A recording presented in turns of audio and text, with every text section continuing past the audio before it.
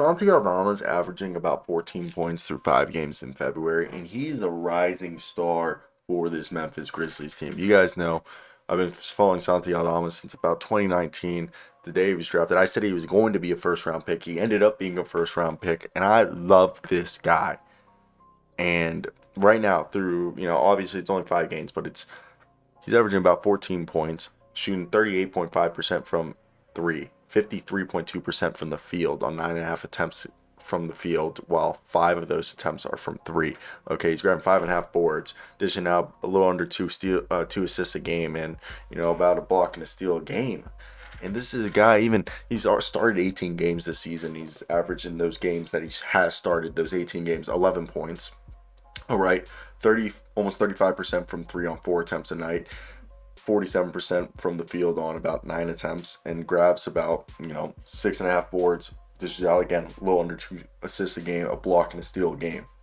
So he is a very, very efficient player.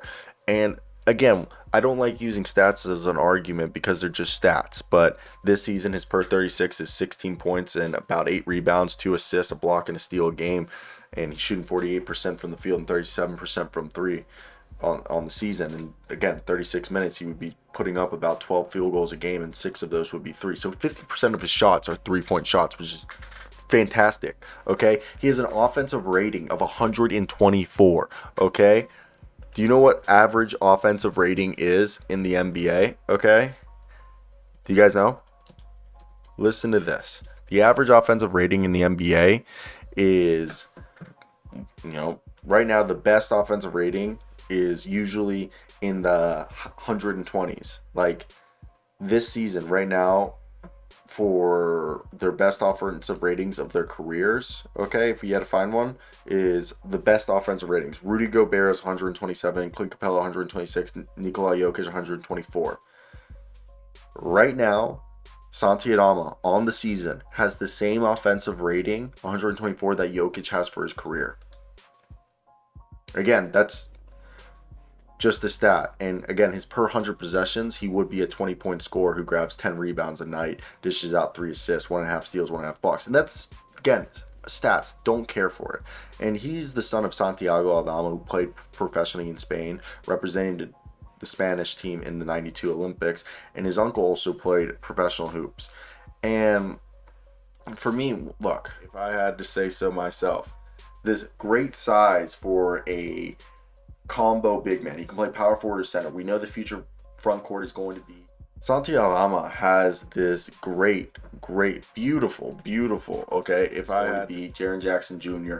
and Santi Aldama. He's a very fluid athlete. He has a really good body control. This is a guy who knows exactly where he is on the court and how to position himself with his body and even as a player to get in the perfect position to score and help his team out. That's because of his feel and touch as a player who grew up around the game with good coaching, and that feel is outstanding. And he moves so good off ball. He cuts off ball into open areas. He knows how to relocate for a shot. Everything about his IQ and his fundamentals is sharp. And he's a good defender. He knows exactly, when to pounce, and when people, make mistakes either on offense or defense. He knows how to take advantage of it. He's got good hands, and he's got great ball handling skills for being almost 7 foot, okay? And he can really control the ball at a high level for a guy, again, who's like 6'11", can grab and go, runs dribble handoffs at a great high level. And this is a guy who is able to keep it and drive to the basket, good in screens as as a roll guy or even as a pick and pop guy. And literally when he was in college, they ran everything through him because he's that dominant, okay? He's got this great footwork and he's a great passer, and he's an underrated selfless guy who's always going to look for the high level quick decision, either hitting open players for an open shot or taking advantage of a smaller defender. And he's this multifaceted big who's a legit versatile shooter and a great defender who's literally makes anything off the catch and shoot and able to pull up and take dribble handoffs and score off of off-ball screen actions. And his pick and pop threes are going to be like something that's going to continue to grow. And on top of that, he's a terrific finisher. This is the guy who has the high level defensive instincts of someone, how to angle his body, make the right rotations, uses his length, gets deflections, block shots. Everything about him is good.